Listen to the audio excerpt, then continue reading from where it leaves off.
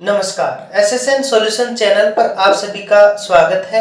Last lecture में हमने दिसंबर 2012 में आए हुए पार्ट ए जनरल एप्टीट्यूड के 6 to 10 क्वेश्चंस सॉल्व किए थे। आज के लेक्चर में हम 11 क्वेश्चन से स्टार्ट करने जा रहे हैं। क्वेश्चन नंबर 11 है, if 100 cats catch 100 mice in 100 minutes, okay 100 cats 100 माइस को 100 मिनट्स के अंदर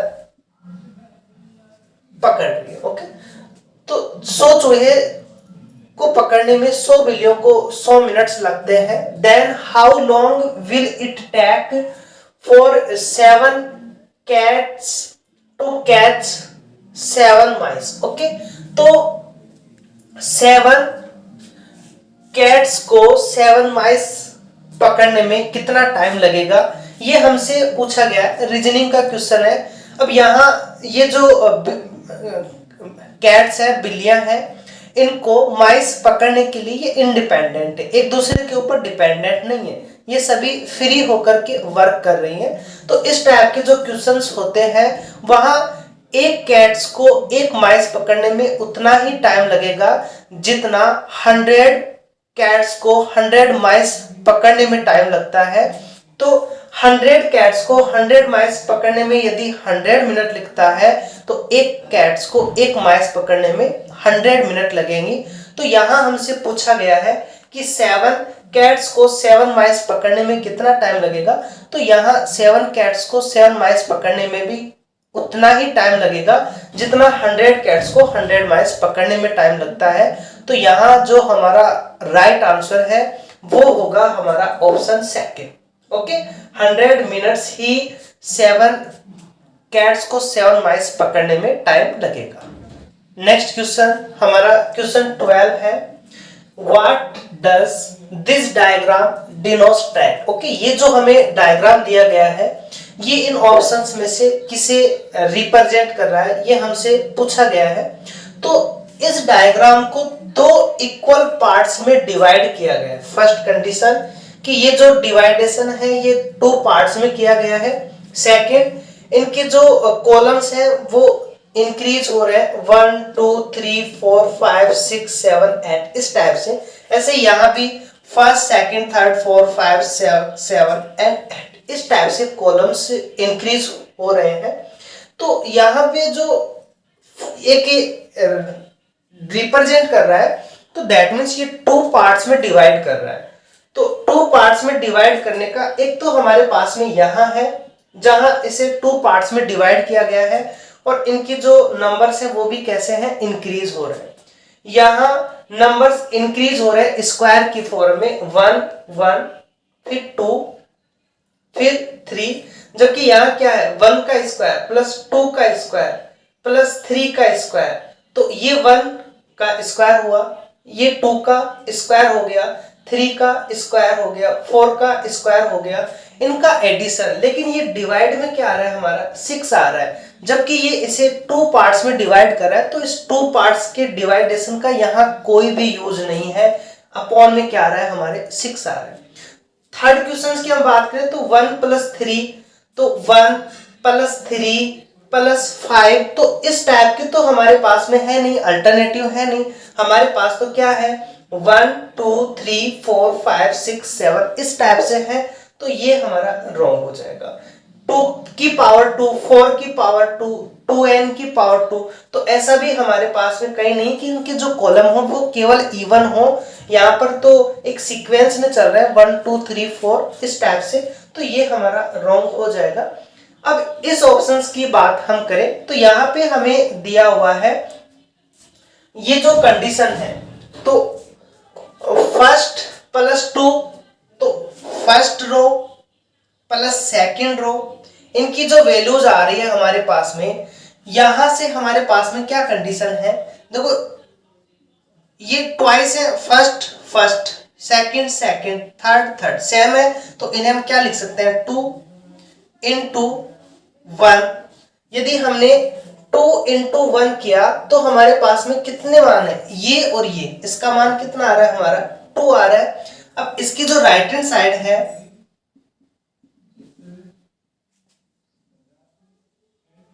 इसकी जो राइट हैंड साइड है, राइट हैंड साइड हमारे पास में ये वैल्यू बनेगी।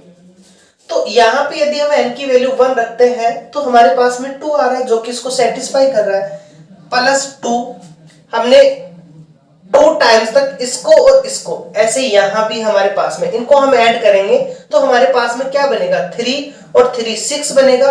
अब यदि हम यहाँ n का मान 2 रखते हैं तो हमारे पास में क्या बनेगा, 2 × 3 = 6। ऐसे ही हम 3 कॉलम्स का ऐड करें, 1 2 3 कॉलम्स का यदि हम ऐड करते हैं तो n की जगह हमें क्या रखना होगा, 3, तो ये बनेगा 3 × 4, हमारे पास में 12 आना चाहिए। तो फर्स्ट और 2 3 और 3 6, ऐसे इधर भी हमारे पास में 6 है, तो ये इसे सेटिस्फाई कर रहा है। 2 पार्ट्स में ये डिवाइडेशन है, तो हमारे पास में ये फॉर्मूला n, ये क्या बन जाएगा हमारे पास में, यदि हम इसको ऐड करें तो हमारे पास में क्या बन रहा है, n × n + 1, और हमें एक का मान निकालना है तो 1 + 2 + 3 + 4 प्लस n, ये बन जाएगा हमारे पास में n × n + 1/2। ओके, तो ये सबसे पहले जो सेप है इसको 2 पार्ट्स में डिवाइड किया गया है। तो 2 पार्ट्स में डिवाइड केवल इसी में है, बाकी सभी के अंदर इसमें 6 पार्ट्स में डिवाइडेशन है, इसमें एक कंप्लीट पार्ट है, यहाँ हमें 3 पार्ट्स में डिवाइड किया गया है। तो इसका जो राइट आंसर है वो हमारा ऑप्शन फर्स्ट हो जाएगा, और ये इससे सेटिस्फाई भी कर रहे हैं। यदि हम फर्स्ट कॉलम को ऐड करें, सेकंड को करें, थर्ड को करें, तो हमारे पास में यहाँ n की वैल्यू रखने पर इस कंडीशंस में जो वैल्यू आ रहे हैं वो दोनों सेटिस्फाई कर रहे हैं। तो इसका जो राइट आंसर होगा वो होगा हमारा option first. Next question 13। Question 13 कह रहा है, suppose there are socks of n different colours in a box. Okay, हमें n डिफरेंट कलर के सॉक्स एक बॉक्स में दिए हुए हैं। If you take out 1 socks at a time, और हमें एक टाइम के अंदर एक सॉक्स उस बॉक्स में से निकालना है बाहर। What is the maximum number, what is the maximum number of socks that you have to take out before a matching pair is found।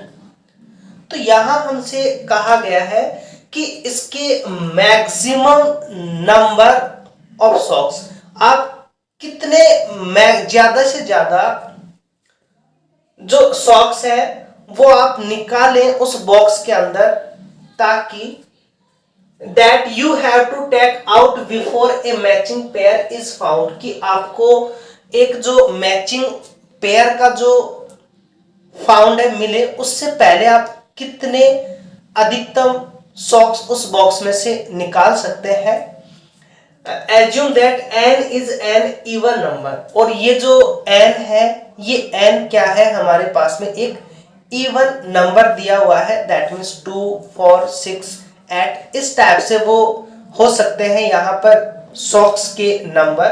तो यहाँ इसे हम सॉल्व करें तो ऑप्शंस है हमारे पास में a and second n + 1 n - 1 and option 4 n/2। Okay, क्या है क्वेश्चन, हमें एक बॉक्स दिया हुआ है, उसमें n सॉक्स है, उन n सॉक्स में से हमें एक एक करके एक टाइम में एक एक सॉक्स निकालना है, और कितनी मैक्सिमम टाइम्स तक हम उसमें से सॉक्स निकालें ताकि हमें एक जोड़ी पेयर मिल सके। यहाँ मैक्सिमम नंबर पूछा गया है।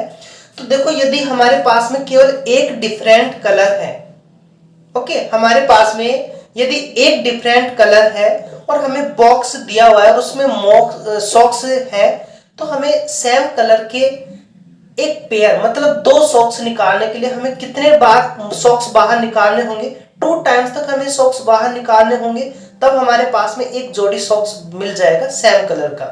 यदि हमारे पास में डिफरेंट टाइप्स के 2 सॉक्स है और हमें बॉक्स में से बाहर निकालना है, तो हम क्या करेंगे, एक सॉक्स निकालेंगे। ये मैक्सिमम कंडीशंस कह रहा है, उससे पहले हो सकता है, लेकिन आप वो पॉसिबिलिटी बताओ जिससे ज्यादा नहीं हो सकते। हमें मैक्सिमम से मैक्सिमम की कंडीशंस लेनी है।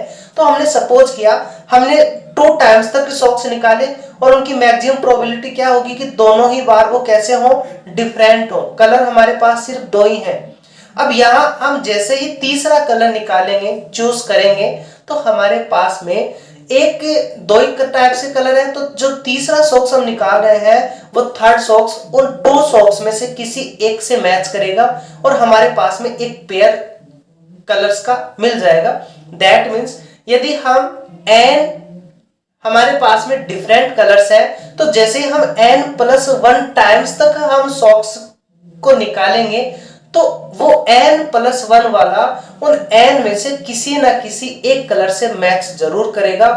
तो वो जो मैच करेगा वो हमें एक जोड़ी पेयर मिल जाएगा। तो यहां हमें जो कंडीशंस दी हुई है उस कंडीशंस के अकॉर्डिंग यदि n हमारे पास में डिफरेंट कलर्स के सॉक्स है तो हमें n+1 टाइम्स तक यहां निकालना होगा सॉक्स को, ताकि हमें एक जोड़ी पेयर मिल सके। अब यहाँ n इवन दिया हुआ है, तो यदि हमारे पास में 2 डिफरेंट कलर हैं फिर हमें निकालेंगे तो भी हमें 3 टाइम्स तक निकालते उन दो में से किसी एक में मैच होगा।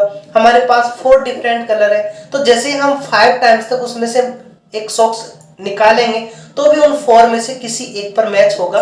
तो n इवन है, इससे यहाँ कोई इफेक्ट नहीं पड़ेगा ऐसा। तो हमारे पास n यदि डिफरेंट कलर्स के सॉक्स है तो जैसे ही हम n+1 वा सॉक्स निकालेंगे तो वो उन n में से किसी एक से मैच होगा। तो यहाँ पर जो राइट आंसर है वो होगा हमारा क्या, ऑप्शन सेकंड, n+1 वा सॉक्स। नेक्स्ट क्वेश्चन 14 है। क्वेश्चन 14 में कह रहा है at what time after 4 o'clock the hour and the minutes hands will lie opposite to each other।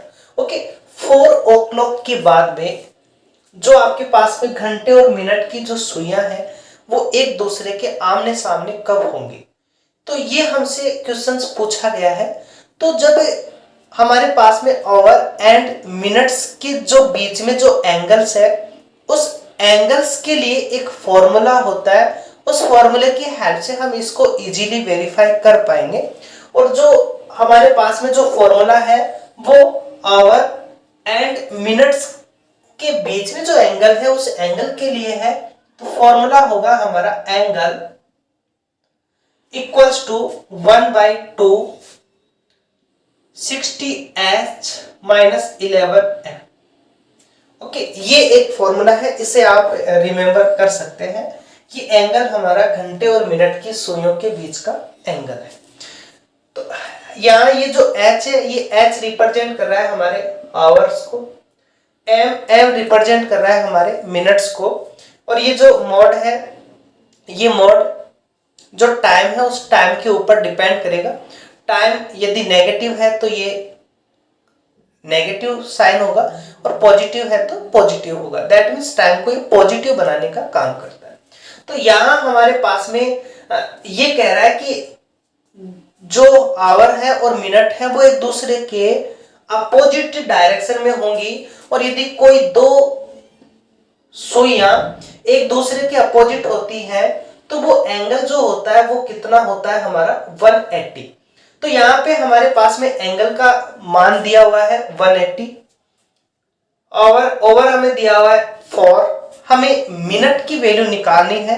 यदि ये मिनट की वैल्यू हम निकाल लेंगे तो इस ओवर्स में ऐड कर देंगे और हमारे पास में जो वैल्यू है वो एग्जैक्ट वैल्यू आ जाए। तो एंगल का मान हमारे पास में है 180 इक्वल्स टू 1/2 100। h दिया हुआ है हमें 4 - 11m। ओके, ये हमारे पास में कंडीशंस। इसे हम मल्टीपल करें तो 360 डिग्री इक्वल्स टू ये बनेगा हमारे पास में 240 - 11m। अब यहां दो कंडीशंस ले रहे हैं। First, if 240 - 11m greater than 0, तो यहां पे ये जो किसी वैल्यूज का मैग्नीट्यूड है, मॉड है, वो x होगा if x greater and equal 0 और -x होगा if x is less than 0। ये कंडीशंस होती है हमारे पास में। तो यहां हम first condition greater and equal 0 के लिए ले, तो हमारे पास में यहाँ ये कंडीशन है, तो इसका मान क्या होगा हमारा पॉजिटिव x। तो यहाँ पे हमने जैसे ही ये कंडीशंस ली तो ये बनेगा 360 240 माइनस 11m।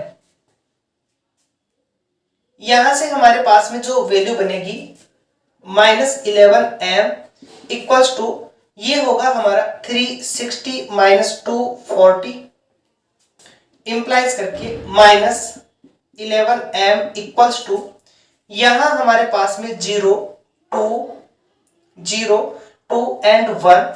दैट मीन्स हमारे पास में जो m है वो आ गया माइनस 120/11, जो कि क्या है नेगेटिव, जो कि क्या आ रहा है हमारे पास में नेगेटिव। और यहाँ ये जो टाइम है इस टाइम को हम नेगेटिव नहीं लेंगे, इस टाइम को हम पॉजिटिव लेते हैं। तो इसीलिए यहाँ पे हम ये जो साइन है मोड के अंदर लेंगे।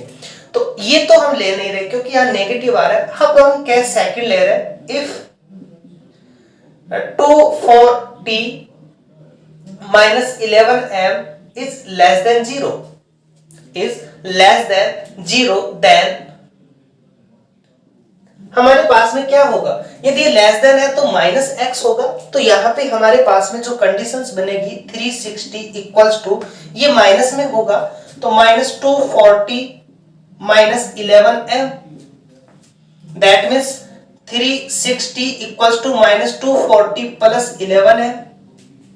अब यहां से जो 11m की वैल्यू है वो इधर आएगी तो ऐड हो जाएंगे 360 प्लस 240 इक्वल्स टू हमारे पास में 600। यहां से m की वैल्यू हम फाइंड करें तो 600/11। यदि हम 11 का 600 में डिवाइड करें तो हमारे पास क्या वैल्यू बनेगी, ये 5 टाइम्स तक कंप्लीट होगा 50 एंड फिर ये 4 टाइम्स तक कंप्लीट होगा, तो हमारे पास में ये वैल्यू आ जाएगी यहां से 54 मिनट्स और यहाँ पे 6/11। ओके 6/11। अब यहाँ हमें मिनट्स सेकंड में वैल्यू दी हुई है, तो ये जो 6/11 मिनट है इसे हम सेकंड्स में कन्वर्ट करेंगे, तो 6/11 minutes equals to 6/11 into 60। 1 minute में 60 सेकंड होते हैं, तो हमारे पास में क्या बना 3 6 11। अब इसे हम सेकंड्स में कन्वर्ट करें तो 11 का डिवाइड हम 360 में दें तो हमारे पास में क्या बनेगा 3 टाइम्स तक कंप्लीट होगा ये 30, फिर ये 2 8.7 तो 7 ये 32.7 सेकंड्स। तो 32.7 सेकंड्स कहीं भी नहीं दिया हुआ, तो इसे हम समथिंग 33 सेकंड्स ले सकते हैं। तो हमारे पास में जो अप्रोक्सीमेट जो टाइम आया वो टाइम क्या है, सबसे पहले हम क्या लिखेंगे होवर। तो यहाँ पे जो आवर है वो कितना है 4, उसके बाद में मिनट्स, तो कितने मिनट्स लग रही है हमारे पास में 54 मिनट्स। उसके बाद हम सेकंड्स लिखेंगे, तो सेकंड्स कितनी आ रही है हमारे पास में 33 सेकंड्स। तो ये हमारे पास में इसका जो आंसर है वो अप्रोक्सीमेट वैल्यू हमारे पास में ये आ रहा है। दैट मींस यहाँ 4 आवर 50 मिनट्स है जबकि 54 मिनट्स आ रहा है हमारे पास में, 52 मिनट्स जबकि 54 मिनट्स है, 53 मिनट्स जबकि 54 है। तो हमारा जो राइट आंसर होगा वो होगा हमारा option 4 hour 54 seconds and 33 second, sorry 4 hour 54 minutes and 33 seconds. Question number 15 है हमारा, Which of the following curves just touches the x-axis? हमें 4 कर्व्स दिए हुए हैं और इन 4 कर्व्स में से ये हमसे पूछा गया है कि कौन सा कर्व x अक्ष को टच कर रहा है। ओके ओनली टच कर रहा है, इंटरसेक्ट भी नहीं करना, वो उसको केवल टच कर रहा है, स्पर्श कर रहा है। तो ये हम जानते हैं कि जो एक्सिस होती है x axis and y axis, on x axis के ऊपर y की वैल्यू हमारी 0 होती है एंड y अक्ष के ऊपर x की वैल्यू हमारे पास में 0 होती है। तो एक्स अक्ष को टच कर रहा है, दैट मीन्स इस एक्स अक्ष को टच कर रहा है कर्व, दैट मीन्स यहाँ y की वैल्यू क्या होगी 0। तो यहाँ हम y की वैल्यू 0 रखेंगे और x की वैल्यू देखेंगे कि x की वैल्यू क्या आ रही है। यदि वो रियल आ रही है, ओके, टच कर रहा है, इसका मतलब उसकी रियल वैल्यू आनी चाहिए, रियल वैल्यू और 1 वैल्यू, ओके, 1 रियल वैल्यू यदि आ रही है x की वैल्यू, y की वैल्यू 0 रखने पर, दैट मीन्स वो टच करेगा। और यदि हमारे पास में एक से ज्यादा x के मान आ रहे हैं, दैट मीन्स वो क्या करेगा, इंटरसेक्ट। तो यहाँ पे अपन फर्स्ट की बात करें तो फर्स्ट के y इक्वल्स टू हमने 0 लिया, तो यहां से हमारे पास में क्या बना, x square minus x plus 1, okay, x square minus x plus 1, इसकी जो वैल्यू है वो क्या है 0। यहां से हम x की वैल्यू निकालें तो x की वैल्यू श्रीधराचार्य फॉर्मूले से यदि हम x की वैल्यू निकालना चाहें, और श्रीधराचार्य फॉर्मूला होता है x equals to minus B plus minus under root B square minus 4ac upon में 2a। इफ इक्वेशन ये हो हमारे पास में ax square plus B X plus C equals to 0, तो ये फॉर्मूला होता है हमारे पास में श्रीधराचार्य फॉर्मूला।